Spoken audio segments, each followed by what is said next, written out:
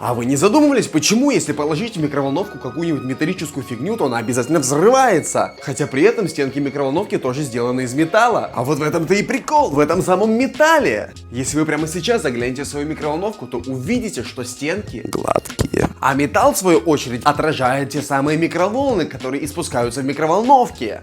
И гладкие поверхности микроволновки прекрасно их отражают. Точно так же их будет отражать и груда гвоздей, которую нахрена-то ты засунул в эту микроволновку? Электрический заряд попросту концентрируется на острых углах металла. Именно это и вызывает то самое искрение. Поэтому фольгу туда тоже засовывать не надо, даже если сама она гладкая, а края-то у нее острые. Подумайте об этом.